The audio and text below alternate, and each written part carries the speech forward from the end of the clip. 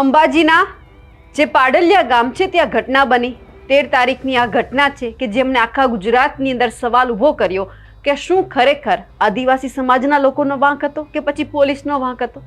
પણ જે આ ઘટના બની આ પહેલી વખત અહીંયા બની છે કે એમાં મુદ્દો છે ત્યારે સળગી રહ્યો છે।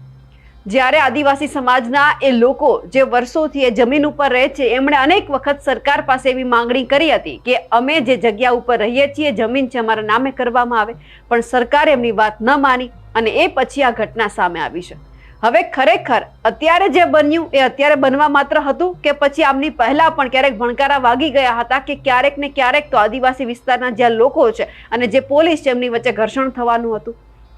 વાત વિગતે કરીએ। નમસ્કાર, આપ જોઈ રહ્યા છો નિર્ભય ન્યૂઝ અને હું છું આપની સાથે રિદ્ધિ। આદિવાસી સમાજના લોકો માટે જળ, જંગલ, જમીન એમને જે એમના હક મળ્યા છે અને એ જ હક છે કોઈક દ્વારા છીનવવામાં આવી રહ્યા છે એવા આક્ષેપ છે આપણે અવારનવાર સાંભળતા આવ્યા છીએ। હવે એ જ બાબતે તેઓ અવારનવાર લડતા પણ હોય છે। પણ જે બનાસકાંઠાના પાડલિયા ગામમાં જે ઘટના સામે આવી છે તેમાં એક ચોંકાવનારી વિગત એ સામે આવી છે કે લગભગ વર્ષ 2018ની અંદર એક આવેદનપત્ર સરકારને આપવામાં આવ્યું હતું।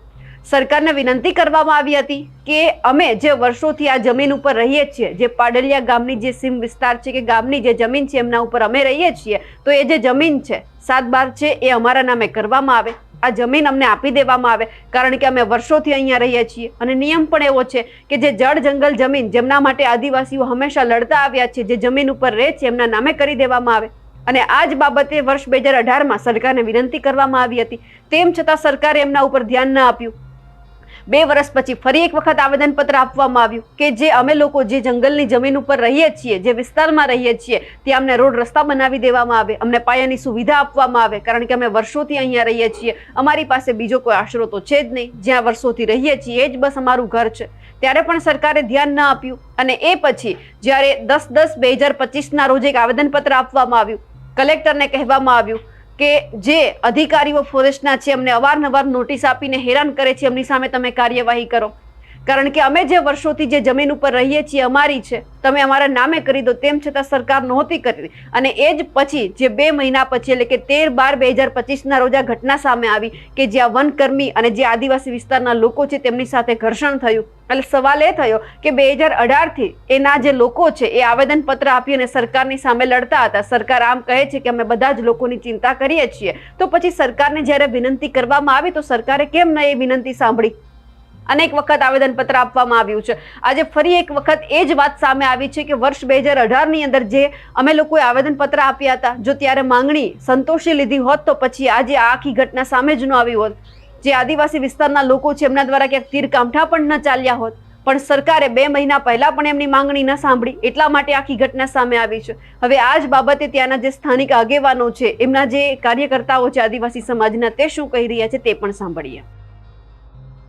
આદિવાસી ભાઈઓ જંગલમાં જ રહે છે એટલે અનાદિ કાળથી કહેવામાં આવે છે કે જંગલમાં રહેનાર એટલે આદિવાસી। આદિવાસી જંગલમાં રહેતો હોય અને સરકાર દ્વારા એને કનડગત કરવામાં આવતી હોય તો એ બચાવ અર્થે તમે શું કાર્યવાહી કરેલી છે એ જણાવશો જરા? હા બિલકુલ, જ્યારે અમે અમારી જે છે અમારા હક અધિકાર એ સરકાર જોડે છે, તો અમને જ્યાં અમે થોડા ઘણા ભણ્યા છે અને જ્યાંથી અમને ખબર પડી કે આપણું ભારત દેશ 1950માં અમલમાં આવ્યો અને સંવિધાન અમલમાં આવ્યો અને સંવિધાનની અંદર 5મી અને 6મી અનુસૂચિની અંદર આદિવાસી વિસ્તારની અંદર 1 ઇંચ પણ સરકારની જમીન નથી એવું 5મી અનુસૂચિ વિસ્તાર નક્કી કરે છે। તો એ સરકારને ખબર છે, એને લઈને પેશા કાનૂન લઈને અમે એક આવેદનપત્ર આપ્યું છે। અમે 2018ની અંદર પણ સરકારને આવેદનપત્ર આપીશું। જરા બતાવશો આવેદનપત્ર? એમાં 3/10/2018ના રોજ અમે આવેદનપત્ર આપેલું અને કલેક્ટરને લખેલું અને કલેક્ટરે વન અધિકારીને પણ લખેલું, પણ એની અંદર અમારી માંગણી એવી હતી કે અમારા આદિવાસી ગરીબ લોકો વર્ષોથી જંગલમાં રહે છે, એને 7/12 ઉતારા સાથે એની જમીન નામે કરવામાં આવે ને એમને એ જમીનની અંદર એને રહેવા માટે સુવિધા ઊભી કરવામાં આવે, રોડ રસ્તાની સુવિધા ઊભી કરવામાં આવે। એ માંગણી અમે મૂકી તો પણ આજ દિન સુધી સરકારે અમારે ધ્યાન આપ્યું નહીં। પછી 2019માં ફેર અમે આવેદનપત્ર આપ્યો, એની અંદર પણ સરકાર ધ્યાન આપ્યું નહીં।